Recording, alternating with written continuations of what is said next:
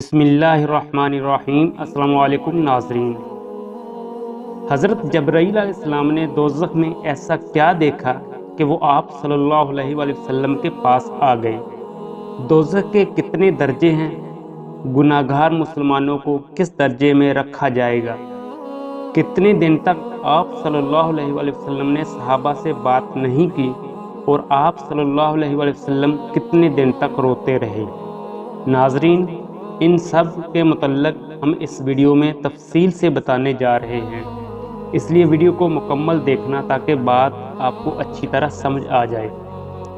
ایک بار جب جبرائیل علیہ السلام نبی کریم صلی اللہ علیہ وآلہ وسلم کے پاس آئے تو محمد صلی اللہ علیہ وآلہ وسلم نے دیکھا کہ جبرائیل علیہ السلام کچھ پریشان ہیں۔ آپ نے فرمایا، جبرائیل کیا معاملہ ہے کہ آج میں آپ کو غمزدہ دیکھ رہا ہوں؟ جبرائیل نے عرض کی، اے محبوب کل جہاں، آج میں اللہ کے حکم سے جہنم کا نظارہ کر کے آیا ہوں۔ اس کو دیکھنے سے مجھ پہ غم کے آثار نمودار ہوئے ہیں۔ نبی کریم صلی اللہ علیہ وآلہ وسلم نے فرمایا، جبرائیل مجھے بھی جہنم کے حالات بتاؤ۔ جبرائیل علیہ السلام نے عرض کی، جہنم کے کل 7 درجے ہیں۔ ان میں جو سب سے نیچے والا درجہ ہے، اللہ اس میں منافقوں کو رکھے گا۔ اس سے اوپر والے 6 درجے میں اللہ تعالیٰ مشرک لوگوں کو ڈالیں گے۔ اس سے اوپر 5ویں درجے میں اللہ تعالیٰ سورج اور چاند کی پوجا کرنے والوں کو ڈالیں گے۔ 4تھے درجے میں اللہ پاک آتش پرست لوگوں کو ڈالیں گے۔ 3سرے درجے میں اللہ پاک یہود کو ڈالیں گے۔ 2سرے درجے میں اللہ تعالیٰ عیسائیوں کو ڈالیں گے۔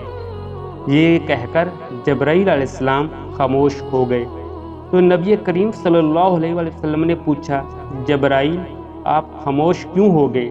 مجھے بتاؤ کہ پہلے درجے میں کون ہوگا؟ جبرائیل علیہ السلام نے عرض کیا، اے اللہ کے رسول صلی اللہ علیہ وآلہ وسلم، پہلے درجے میں اللہ پاک آپ کی امت کے گناہگار لوگوں کو ڈالیں گے۔ جب نبی کریم صلی اللہ علیہ وآلہ وسلم نے یہ سنا کہ میری امت کو بھی جہنم میں ڈالا جائے گا تو آپ بے حد غمگین ہوئے اور آپ نے اللہ کے حضور دعائیں کرنا شروع کی۔ 3 دن ایسے گزرے کہ اللہ کے محبوب مسجد میں نماز پڑھنے کے لیے تشریف لاتے، نماز پڑھ کر حجرے میں تشریف لے جاتے اور دروازہ بند کر کے اللہ کے حضور رو رو کر فریاد کرتے۔ صحابہ کرام رضوان اللہ علیہم حیران تھے کہ نبی کریم صلی اللہ علیہ وآلہ وسلم پہ یہ کیسی کیفیت طاری ہوئی ہے کہ مسجد سے حجرے جاتے ہیں اور گھر بھی تشریف لے کر نہیں جا رہے۔ جب 3سرا دن ہوا تو سیدنا ابو بکر رضی اللہ تعالیٰ عنہ سے رہا نہیں گیا۔ وہ دروازے پہ آئے، دستک دی اور سلام کیا، لیکن سلام کا جواب نہیں آیا۔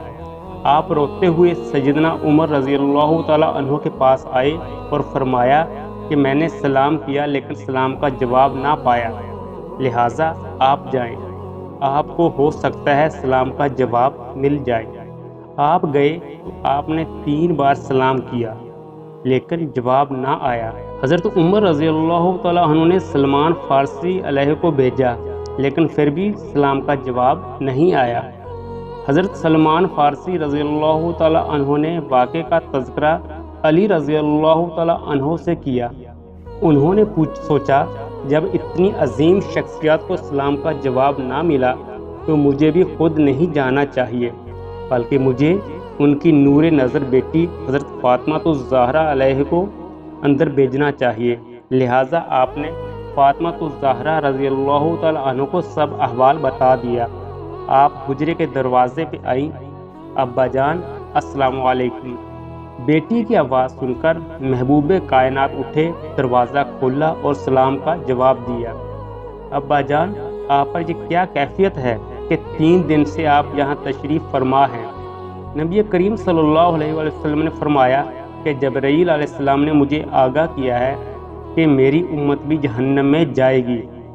فاطمہ بیٹی، مجھے اپنی امت کے گناہگاروں کا غم کھائے جا رہا ہے اور میں اپنے مالک سے دعائیں کر رہا ہوں کہ اللہ تعالیٰ ان کو معاف کر دے اور جہنم سے بری کر دے۔ یہ کہہ کر آپ پھر سجدے میں چلے گئے۔ اور رونا شروع کیا، یا اللہ میری امت، یا اللہ میری امت کے گناہگاروں پہ رحم کر، ان کو جہنم سے آزاد کر دے۔ کہ اتنے میں حکم آ گیا، والا سوف یعطیک ربک فترضی، اے میرے محبوب غم نہ کر، میں تم کو اتنا عطا کر دوں گا کہ آپ راضی ہو جاؤ گے۔ آپ خوشی سے کھل اٹھے اور فرمایا، لوگوں اللہ تعالیٰ نے مجھ سے وعدہ کر لیا ہے کہ وہ روز قیامت مجھے میری امت کے معاملے میں خوب راضی کریں گے، اور میں نے اس وقت تک راضی نہیں ہونا جب تک میرا آخری امتی بھی جنت میں نہ چلا جائے۔ سبحان اللہ۔